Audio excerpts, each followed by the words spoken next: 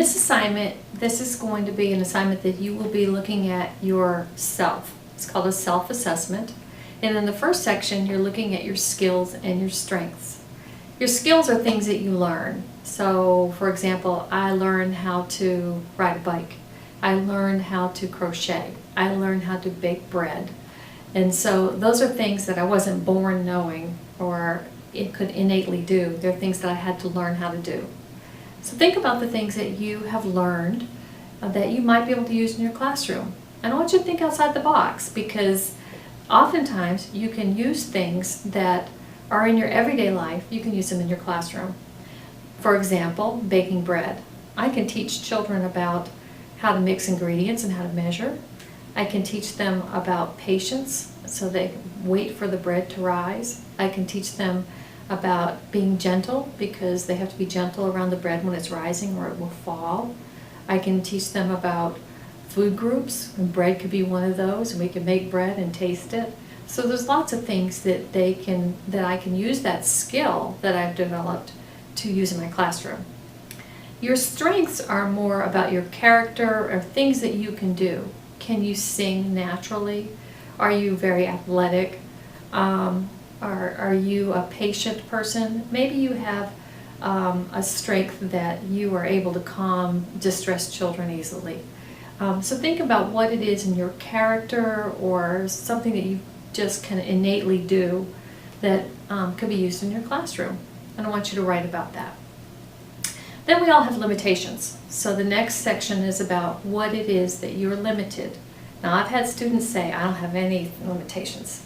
Well, we all do. We want to remain positive, but we all have things that we need to work on. So think about what it is you need to work on. Maybe it's your organizational skills. Maybe it's your patience. Maybe it's you need to learn how to do lesson plans more effectively. So think about what it is that you are limited by. And then I want you to address that, and I want you to address how you are going to change that behavior. So for example, if organization is an issue, I want you to say, I am somewhat unorganized. Don't go on and say, and I'm planning on getting more organized. I want you to tell me how you're going to do that. So it might be that every day I'll look at my calendar before I leave for work.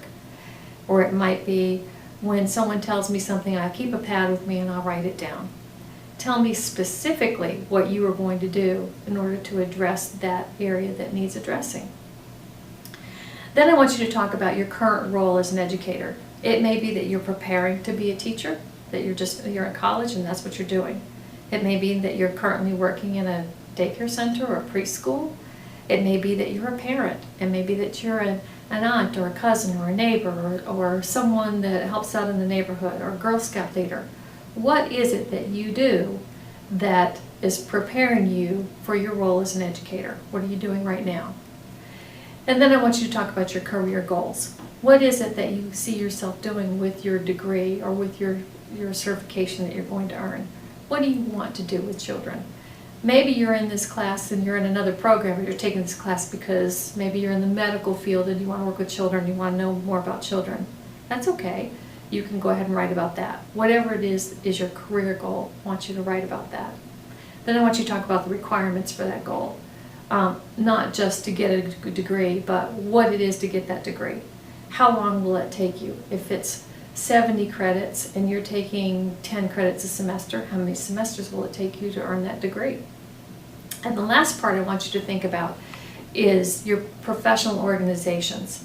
The one that we most closely associate ourselves with is NAEYC, National Association for the Education of Young Children.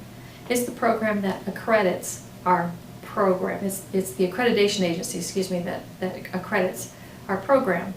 We're accredited also by the Southern Association of Schools and Colleges. But this is an additional accreditation. This makes sure that your program that you're going through is to a high standard and that you're learning to a high standard. The National Association for the Education of Young Children also can accredit daycare centers. The only one around here that's accredited by that is the one that's on base, so probably most of you don't have access to that. However, it is the gold star standard. that's an association you should be accredited with, or you should be associated with as an early childhood educator. You also might want to be associated with Smart Start. That's our local referral agency. It's also called Child Care Resource and Referral. It's here in Craven County. It's across from the Department of Motor Vehicles. And they are people that provide resources for educators. And so that's another thing that you can be associated with. Dig around, look for professional associations that you want to be associated with, and then include that in your self-assessment.